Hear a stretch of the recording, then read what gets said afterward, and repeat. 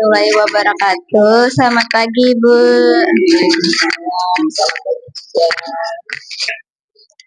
Perkenalkan, saya Najwa Oktaviani Ramadhani dari Universitas Pelita Bangsa. Izin meminta waktunya sebentar, Ibu, untuk wawancara.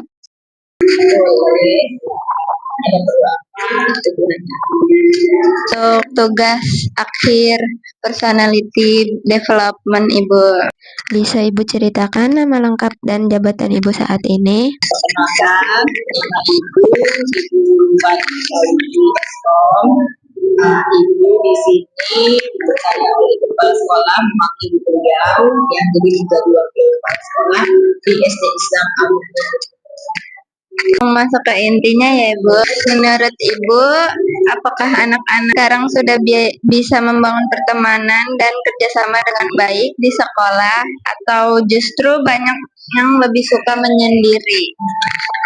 Kalau anak-anak khususnya di Al-Mumin ini ya, apakah sudah bisa membangun pertemanan dengan baik, itu relatif. Tapi alhamdulillah sebagian besar khususnya untuk anak Al-Mumin itu mereka mudah untuk bergaul. Gitu. Jadi mereka mudah untuk saling bersahabat walaupun ya adalah misalnya dalam satu kelas ada satu dua yang masih malu-malu, yang masih harus ditegur dulu seperti itu. Walaupun tapi ya karena seperti itu ya harus kita dari gurunya harus duluan yang membuka itu yang ucapan.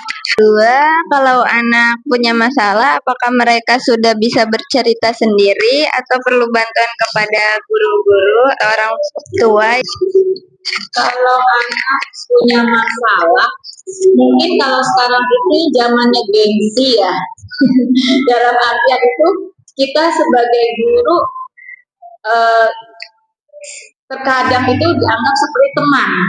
Jadi kita juga guru harus bisa memberikan batasan-batasan. Terkadang kita menjadi sahabat mereka, tapi terkadang kita adalah seorang guru yang memang harus dihargai. Jadi ada beberapa anak yang memang mereka gampang bergaul, ya gampang dekat dengan gurunya, terus juga gampang, ya pokoknya dekatlah itu dengan gurunya.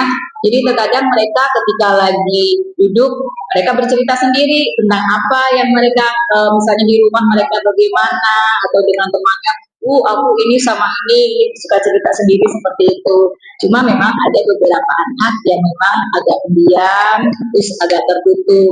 Nah, tapi kalau misalnya mereka seperti itu kan pasti kita kalau seorang guru yang peka, ia akan melihat, gitu, akan tahu, ini anak kok diam amat, gitu, seperti itu. Pasti langsung kita dekati, seperti itu. Ada apa kita tanyakan. Jadi ada beberapa yang memang mereka open dengan bapak ibu gurunya, tapi ada juga yang memang terlihat dari sikapnya. Nah dari situ kita yang harus mendekatinya, mengetahui ada apa yang terjadi dengan dirinya. Baik, Ibu. Yang ketiga, bagaimana peran guru dalam mengajarkan anak-anak untuk bertanggung jawab terhadap sikap dan perilaku mereka di dalam kelas?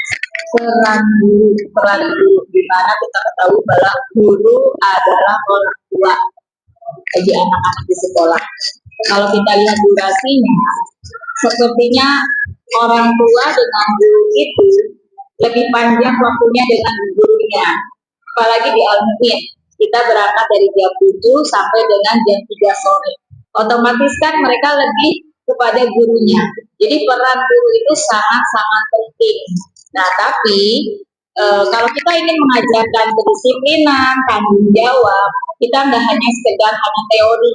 Nah, seperti itu ya, kita nggak hanya teori, kamu harus begini, begini, dan begini. Tapi kita juga menunjukkan, dalam arti apa?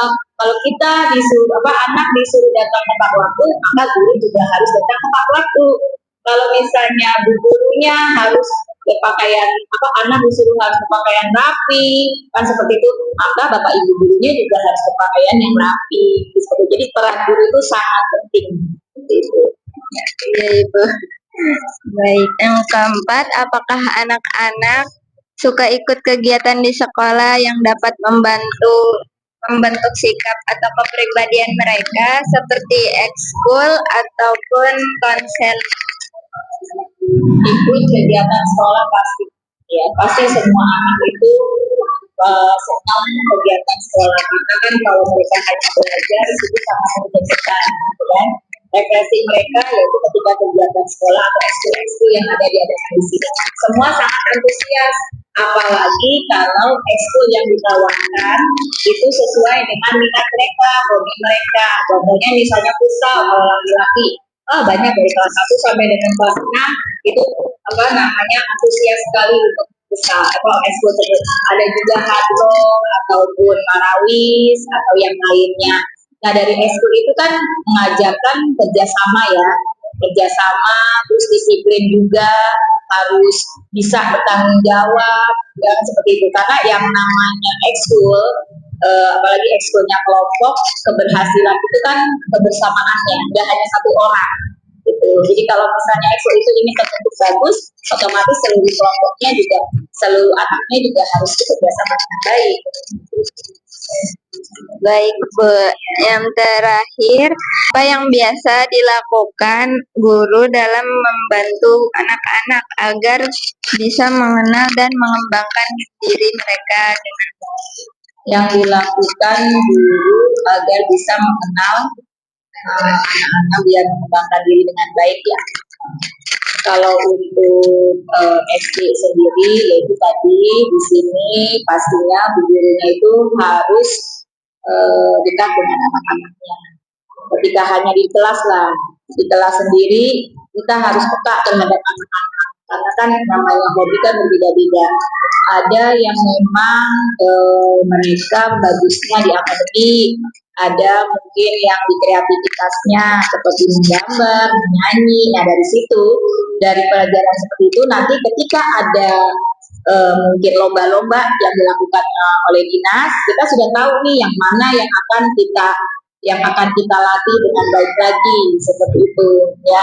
Contohnya seperti itu kan ada yang misalnya ketika pelajaran bahasa Indonesia dia berani tampil, otomatis ketika ada lomba misalnya lomba puisi atau apa, jadi kita sudah tahu gitu. Jadi dari setiap pembelajaran yang kita lakukan di kelas kita harus peka kemampuan apa, kelebihan apa yang dimiliki oleh anak-anak kita seperti itu, agar kita bisa mengembangkannya agar bakatnya itu lebih bisa berpotensi lagi. Baik Ibu, terima kasih banyak Ibu. Diskusi hari ini sangat bermanfaat bagi saya dan teman-teman. Assalamualaikum warahmatullahi wabarakatuh.